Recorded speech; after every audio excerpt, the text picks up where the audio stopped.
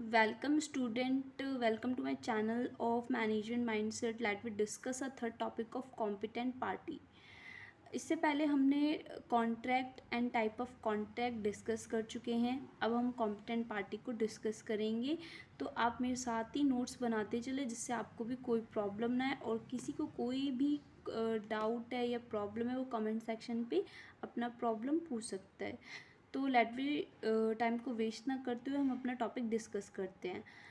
आज का टॉपिक है कॉम्पिटेंट पार्टी। अब हम करेंगे what is a contractual capacity. क्या होती है, एक ऐसा इंपॉर्टेंट एलिमेंट होता है कोई भी वैलिड कॉन्ट्रैक्ट पार्टी का, date a capacity to enter a contract. सबसे पहले कॉन्ट्रैक्ट में आने के लिए मैंने आपको बताया था कि हमारे पास तीन चीज़ होनी चाहिए, ठीक है।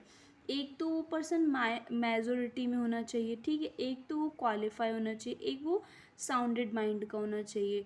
वैलिड कॉन्ट्रैक्ट में तीन चीज़ कंपलसरी होता है जब भी वो हमारा कॉन्ट्रैक्ट का कहलाता है, और कॉन्ट्रैक्ट होने के लिए एक हमारा एग्रीमेंट होना उसमें ज़रूरी है, और एक ऑब्लिगेशन भी होनी चाहिए, उसमें कंडीशन भी होने चाहिए, जब जाके वो हमारा एक वैलिड कॉन्ट्रैक्ट कहलाता है। यदि वैलिड कॉन्ट्रैक्ट में कोई पर्सन अनसाउंडेड माइंड का है या डिसक्वालीफाई है, मतलब पढ़ा लिखा नहीं है, तो वो एक हमारा वॉइड कॉन्ट्रैक्ट माना जाता है। वैलिड और वॉइड का मतलब मैंने आपको पहले भी बताया था कि वैलिड मतलब होता है कोई चीज़ है लीगल वे में, वॉइड मतलब होता है इलीगल, ठीक है। अब हम पढ़ेंगे सेक्शन 11 में। एक बात मैं आपको बता दूँ, आप पेपर में जब भी पेपर लिखोगे आपको सेक्शन लिखना इम्पॉर्टेंट नहीं है। यदि आप सेक्शन लिखोगे, इन द केस आप कभी भूल जाओ सेक्शन की, सेक्शन 11 था, 12 था, 13 था, तो आप गलत सेक्शन लिख दोगे जिसके कारण आपके मार्क्स कट सकते हैं। तो प्लीज़ मेरी बात को ध्यान से सुनना कि पेपर में सेक्शन नहीं डालने हैं, वो तो हम डाल देते हैं क्योंकि हमको पता है इसलिए, पर स्टूडेंट्स को केयरफुली ध्यान रखना है, सेशन नहीं डालने हैं, ओके। अब हम पढ़ेंगे इंडियन कॉन्ट्रैक्ट एक्ट में हमने पढ़ा था कि जो भी पर्सन होते हैं in competent party which is a age of majority according to the law he is subject and who is sound mind and not disqualified from contact any law to which he is subjected, ठीक है। अभी मैंने आपको बताया था कि majority में होना चाहिए, ठीक है, और सब देखो एज ऑफ मेजोरिटी होनी चाहिए उसके अंदर, ठीक है। एक तो वो हमारा क्या होना चाहिए, साउंडेड माइंड का होना चाहिए, ठीक है, और वो not disqualified from a contact by law. जैसे कुछ बच्चे पढ़ लेते हैं, ठीक है, पढ़ने के बाद यदि उन पर कोई केस लग जाता है तो उनको वो पढ़ाई का फिर आगे कोई वो हक नहीं देते हैं कि नहीं अब तुमको नहीं पढ़ना, क्योंकि वो एक केस लग जाता है उनके ऊपर, जैसे उनकी कोई गवर्नमेंट जॉब नहीं लग सकती है। तो ऐसा कोई पर्सन डिसक्वालीफाई नहीं होना चाहिए। तो वो यदि वो डिसक्वालीफाइड होता है ना लॉ के द्वारा, तो वो पढ़ाई नहीं कर सकते। इसलिए कहते हैं कि बच्चों को कभी भी चोर, डाकू या क्रिमिनल या मर्डर किसी का नहीं करना चाहिए, जिससे उनके भविष्य खराब हो जाता है, ठीक है। अब हम पढ़ेंगे कि एक कॉन्ट्रैक्चुअल कैपेसिटी या कॉन्टैक्ट करने के लिए हमें तीन चीज़ों की ज़रूरत होती है, जो भी मैंने आपको बताई थी, ठीक है।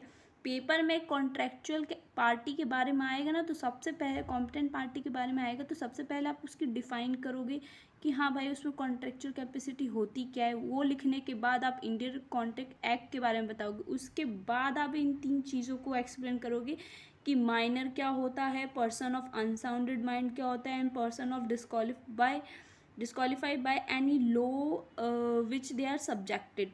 फिर आप इन तीन चीज़ों का हेडिंग डाल के फिर एक एक चीज़ इन तीन चीज़ों को एक्सप्लेन करोगे कि भाई माइनर क्या होता है, पर्सन ऑफ अनसाउंडेड माइंड में क्या चीज़ होनी चाहिए जो वो कांटेक्ट कर सके, पर्सन डिस्क्वालीफाई में क्या चीज़ होनी चाहिए कि वो आगे कांटेक्ट कर सके। तो अब हम एक एक चीज़ एक्सप्लेन करेंगे। सबसे पहले हम माइनर को डिस्कस करेंगे।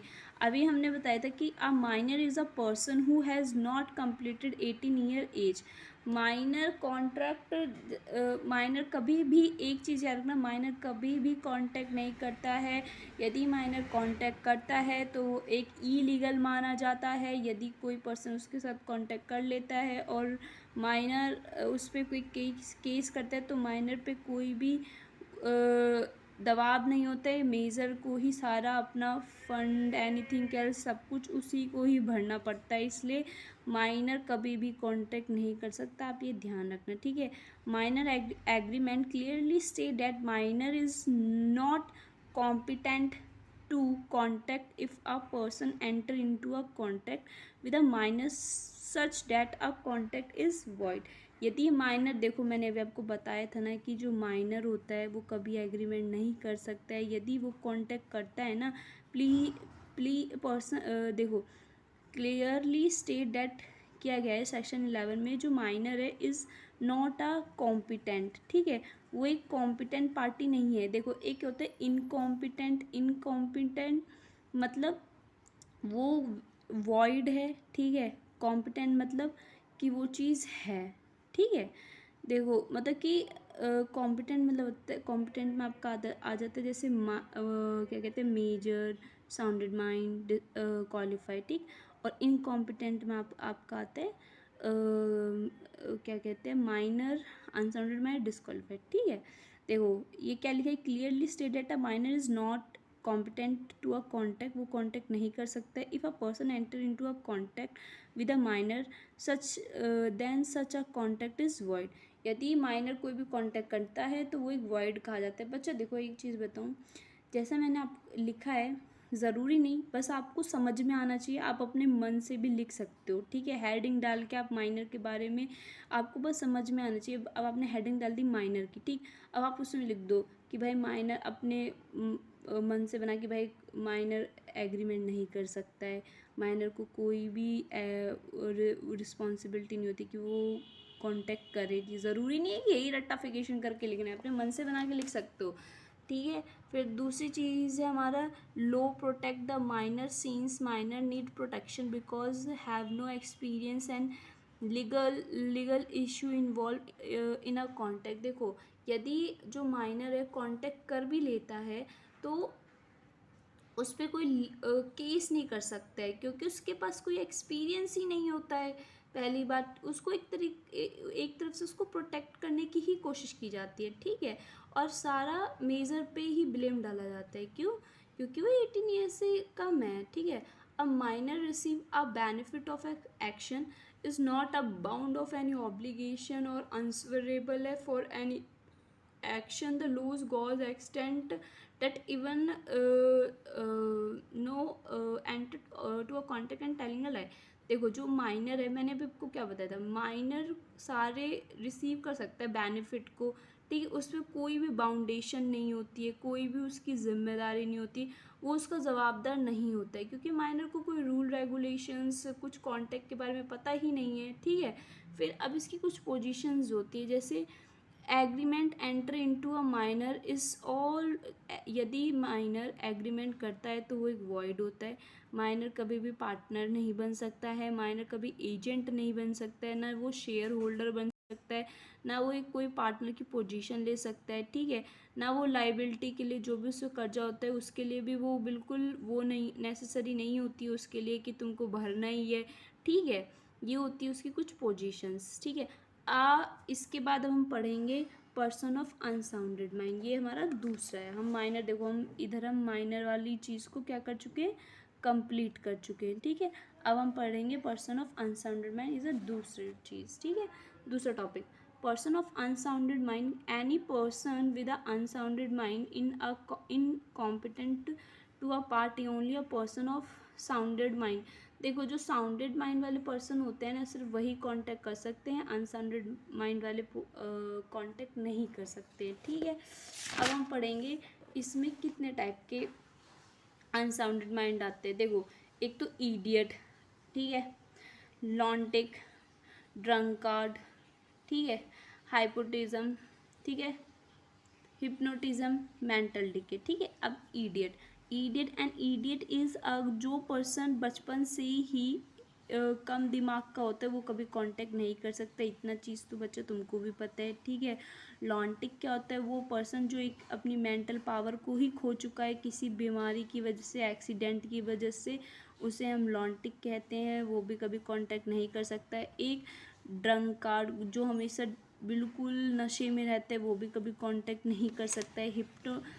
हिप्नोटिज्म इट्स ऑल्सो इंक्लूज ये कोई पर्सन है तुमको हिप्नोटाइज जैसे कहते काला जादू कर देता है, वो पर्सन भी कभी कोई कांटेक्ट नहीं कर सकता है। मेंटल डिके इज़ अ कोई मतलब ओल्ड एज में कोई पर्सन कांटेक्ट कर रहा है, इन द केस उसकी मेंटल डिके हो जाती है तो भाई देखो वो एक कांटेक्ट नहीं कर सकता है, ठीक है।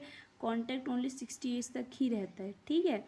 ये होते हैं हमारे पर्सन ऑफ अनसाउंडेड माइंड के पॉइंट्स कि भाई पर्सन ऑफ अनसाउंडेड माइंड में क्या क्या आता है। अब हम पढ़ेंगे लास्ट हमारा तीसरा पर्चा है। अभी हमने क्या पढ़ा, माइनर का पढ़ लिया, power of person of unsounded mind पढ़ लिया। अब हम पढ़ेंगे तीसरा, person of disqualify by any law के द्वारा कैसे वो डिस्क्वालीफाई मतलब कैसे वो कांटेक्ट नहीं, कौन पर्सन है जो कांटेक्ट नहीं कर सकते हैं, ठीक है।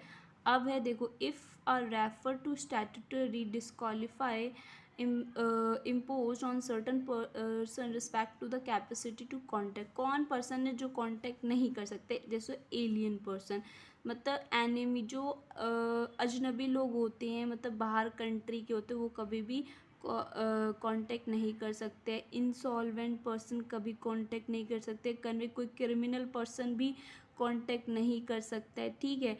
फॉरेन जैसे क्या कहते हैं कोई भी फॉरेन हाँ जैसे इंडिया में कांटेक्ट कर सकते हैं, फॉरेन कंट्री में जाके आप किसी के साथ कांटेक्ट करो वो भी इंडिया के मटेरियल्स का तो आप उसमें भी कोई कांटेक्ट नहीं कर सकते। एंड कॉरपोरेशन और company going ultra vires memorandum, देखो कॉरपोरेशन और जो कंपनी है वो सिर्फ आपस में ही कांटेक्ट कर सकती है, कोई बाहर किसी पर्सन के साथ कांटेक्ट नहीं कर सकती क्योंकि खुद एक आर्टिफिशियल पर्सन होती है, ठीक है। ये होते हैं हमारे person of disqualified from a contact by other. अब मैं आपको बच्चे एक चीज़ बताती हूँ कि पेपर में आपका एक टॉपिक उठा के ऐसे पूछ सकते, पहला क्वेश्चन तो आपका ये पूछा जाएगा कि भाई कॉन्ट्रैक्ट क्या होता है या इसेंशियल वैलिड कॉन्ट्रैक्ट क्या होता है, ठीक है। बट बेसिक चांस ये होता है कि आपके सिलेबस में इतने टॉपिक है फर्स्ट यूनिट में तो उसमें से ये कोई स्पेसिफिक टॉपिक भी उठा के आपका एक क्वेश्चन पूछ सकते हैं कि भाई कॉम्पिटेंट पार्टी का मतलब क्या है, तो आप पहले डिफाइन लिखना है, ठीक है, जो मैंने बताई है। इसके बाद आप ये 3 चीज़ों को लिखना, minor, unsounded mind and disqualified by the law which is the subject. फिर माइनर का टॉपिक उठाना अपने मन से, बता दिया है कि माइनर कौन से होते हैं, 18, ये माइनर वो पर्सन होते हैं जो 18 ईयर से कम होते हैं, ये कांटेक्ट नहीं कर सकते, या आप अपने मन से बना के लिख सकते हो, ठीक है। पेपर में हेडिंग इंपॉर्टेंट होती है, अंदर का मटेरियल तुम अपने आप से बना के लिख सकते हो, ठीक है, इतने बड़े तुम हो गए हो, ठीक है। इसकी माइनर के बारे में लिख के इसकी पोजीशन लिख देना कि कौन कौन सी पोजीशन है जिस पे वो कांटेक्ट नहीं कर सकते। इन सारी चीज़ों को तुम अपने मन से एक्सप्लेन कर सकते हो। माइनर पार्टनर, माइनर कभी पार्टनर नहीं बन सकता है, माइनर एजेंट नहीं बन सकता है, माइनर कभी शेयर होल्डर नहीं बन सकता है, ठीक है। फिर दूसरा पॉइंट तुम डालना पर्सन ऑफ अनसाउंडेड माइंड का, ठीक है। Person of unsounded mind explain करने का फिर लिखना कि भाई कितने टाइप के अनसाउंडेड माइंड होते हैं, ईडियट है। अब तुम ईडियट के बाद ईडियट, लॉन्टेक, ड्रंक का इसको तो अंदर अपना खुद एक्सप्लेन तुम कर ही सकते हो, ये तो नहीं कि सारी चीज़ रट्टाफिकेशन करोगे कि भाई जो ईडियट होता है वो कभी भी कांटेक्ट नहीं कर सकता है, लॉन्टिक होता है वो भी कभी कांटेक्ट नहीं कर सकता है, इसको तुम अपने मन से बना के लिखा करो, ठीक है। फिर है हमारा पर्सन ऑफ डिस्क्वालीफाई। अब भाई कौन कौन पर्सन है जो डिस्क्वालीफाइड होते हैं कि एलियन इकोनॉमी होती है, इंसॉल एंड एलियन एनिमी होती है, मतलब अजनबी लोग कभी नहीं कर सकते, एक इंसॉल्वेंट पर्सन नहीं कर सकता, क्रिमिनल लोग नहीं कर सकते, फॉरेन वाले नहीं कर सकते हैं, कॉरपोरेशन ऑफ कंपनी वाले भी कभी नहीं कर सकते, ठीक है। आपका फ्री कॉम्पिटेंट क्या कहते हैं कॉम्पिटेंट पार्टी में 14 मार्क्स का क्वेश्चन बनेगा, तो आपको 14 मार्क्स का जो आपका क्वेश्चन बनेगा तो आप इसे कम से कम 7 पेज में आराम से एक्सप्लेन कर सकते हो। भाई एक पेज में आप इसकी डिफाइन लिख दो, दूसरे पेज में आप इसका एक ग्राफ बना के जैसे सर्कल में फ्लो चार्ट में ऐसे बीच में फ्लो चार्ट बना के इसमें डाल देना कॉम्पिटेंट पार्टी लिख के, फिर इन तीनों चीज़ों को ऐसे एक्सप्लेन कर देना। भाई अनसाउंडेड माइंड है, एक आपका वो डिस्क्वालीफाई हो गया, एक आपका वो माइनर वाला हो गया, ठीक है। ये एक पेज में अपना फ्लो चार्ट बनाओ, थर्ड पेज में आप एक्सप्लेन करो भाई, माइनॉरिटी को एक्सप्लेन कर दो। 2 पेज में आपकी माइनॉरिटी चीज़ एक्सप्लेन हो जाएगी, 2 पेज में आपकी अनसाउंडेड माइंड, आराम से आपके 8 पेज भर जाएंगे। ठीक है, आज का टॉपिक यहीं पे ख़त्म होता है। Thank you so much.